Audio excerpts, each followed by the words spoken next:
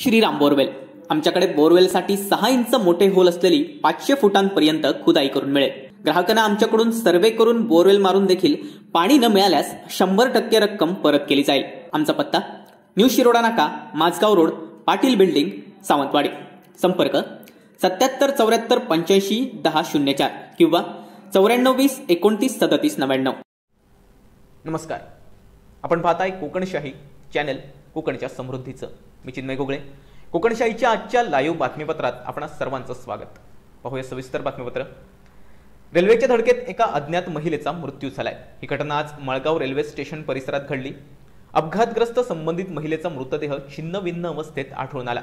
दरम्यान याबाबतची माहिती सावंतवाडी पोलीस ठाण्यात देण्यात आली। त्या महिलेची ओळख पटवण्यात पोलिसांना यश आलंय। तिचं नाव सीमा गावकर असून ती मळगाव गावकरवाडी येथील रहिवासी होती। आता बातमी सावंतवाडीमधून।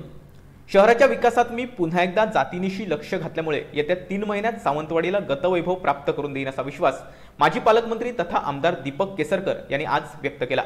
दरम्यान मोती तलावात तरंगत हॉटेल सुरू करता येऊ शकतं का या दृष्टीने माझे आवश्यक ते प्रयत्न सुरू आहेत। तसंच बंद असलेले बोटिंग क्लब चांगल्या पद्धतीने पुन्हा सुरू करण्याबाबत परिसराचे नूतनीकरण करण्यात येईल असं आश्वासनही त्यांनी दिलंय।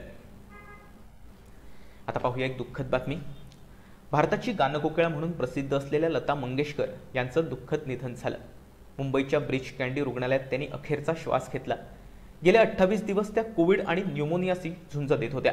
त्यांची झुंज आज अखेर अपयशी ठरली। गेले कित्येक दशकं त्यांनी भारतीय मनांवर सुरांच्या रूपात राज्य केलंय।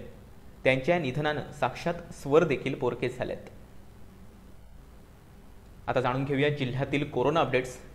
जिल्ह्यात आज 3 जणांचा कोरोनामुळे मृत्यू झालाय, तर 29 व्यक्तींचा कोरोना तपासणी अहवाल पॉझिटिव्ह आलाय।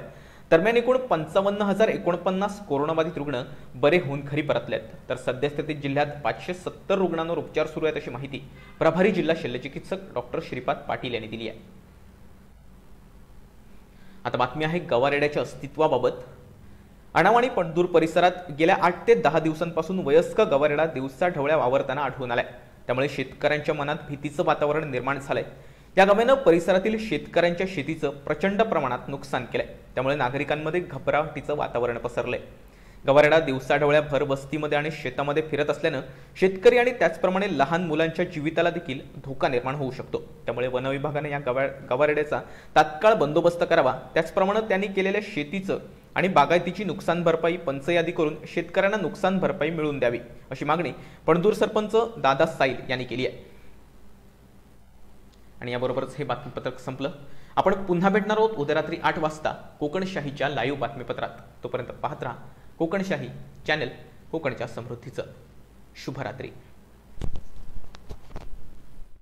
असे नवनवीन व्हिडिओ पाहण्यासाठी कोकणशाहीचं YouTube चॅनल सबस्क्राइब करा व बेल बटन प्रेस करा। तसेच फेसबुक पेज लाईक करा आणि इंस्टाग्राम पेज व ट्विटर पेजला फॉलो करायला विसरू नका।